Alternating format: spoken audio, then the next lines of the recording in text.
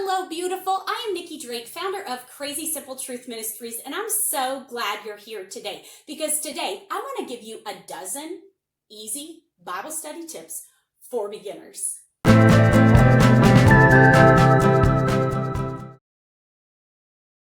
You study the Bible because you want to know more about God, and you want to know more about what He did for you, and you want to know more about how you can become more like Christ. That's the goal of Bible study. You want to learn who God is, what His plan for humanity is, and how we fit into that so we can be more like Christ. That is number one. Really easy things that you need to gather before you study. You can either use an online Bible app, or I suggest you get yourself a good study Bible. And I have a couple of those down in the video notes if you want to check those out. What do you read? Where do you start? Okay, so you're going to pick a book. You're going to pick a book of the Bible. The Bible's divided into books, and you're going to pick a book of the Bible. I suggest you pick a book about Jesus. So you're going to pick Matthew, Mark, Luke, John. I suggest Luke. I have some Bible study videos about Luke that I will also put in the video notes. Read Luke. So what you're going to read is, you preferably in one sitting. If not, that's okay. Read the whole book. That's what you're going to do first. Okay, the next thing you're going to do is you're going to look for chapters, and within the chapters, there are titles, and under those titles is a section that explains what the title is about. So the title gives you what it's about. You're going to read that. So you are going to read that entire section, okay, and then we're going to do the next step. So number 4 has 3 steps in it. You are going to observe what it says, you are going to interpret what it means, and you are going to apply it to your life. So this is called observation, interpretation, and application. And you need to know those steps so you can study the Bible successfully for beginners. Get on your curiosity cap. Like, did your teacher ever tell you that when you were in school? Get on your curiosity cap and be ready to learn. So curiosity is like the most important ingredient we can bring to the table in Bible study. We need the Bible, we need paper, we need something to write with, we need the Holy Spirit in us. If you're a Christ follower, you have the Holy Spirit in you. You need those things, you need the Bible. But the thing that you can bring, like part of Nikki Drake that I can bring that isn't related to God, is curiosity. You need to have curiosity to study the Bible, and that is essential because you want to ask questions. The Bible's about asking questions and finding the answers. So put on your curiosity cap.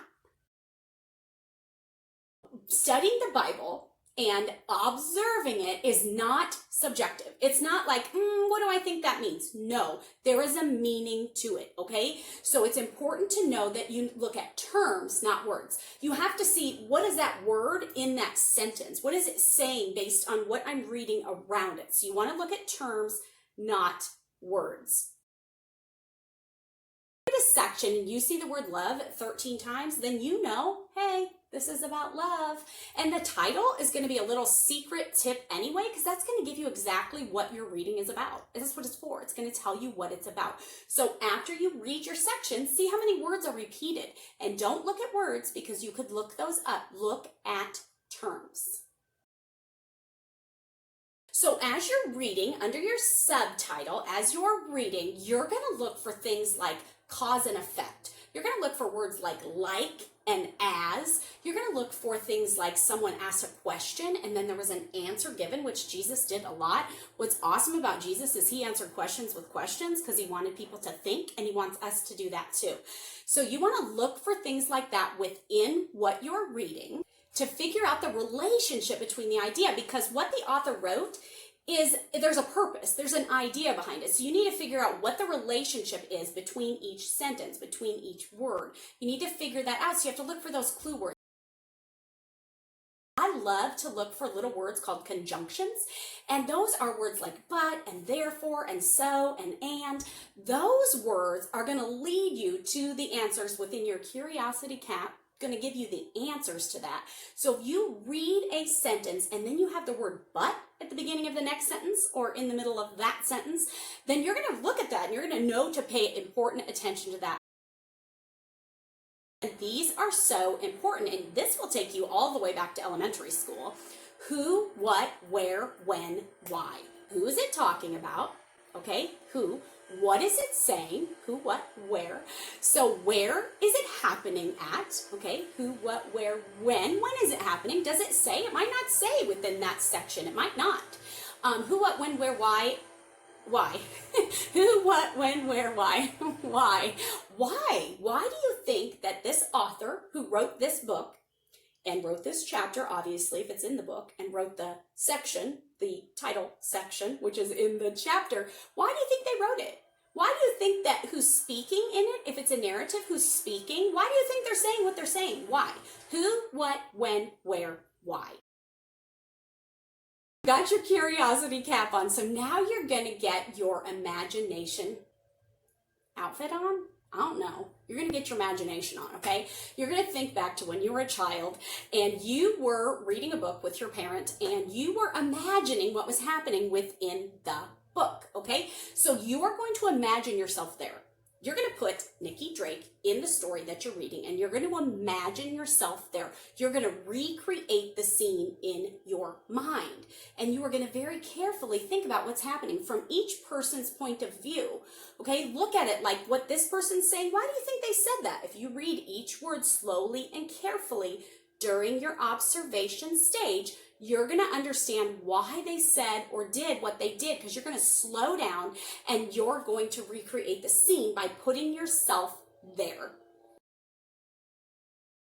Number 12 of my 12 Bible study tips for beginners is to subscribe. Subscribe to my channel, because that is what my ministry is all about.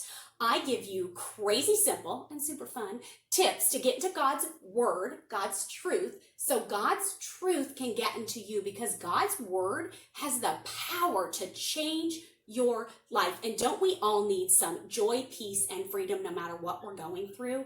We do. And so you're going to want to subscribe and follow along with me so you can learn more tips about how to study the word of God.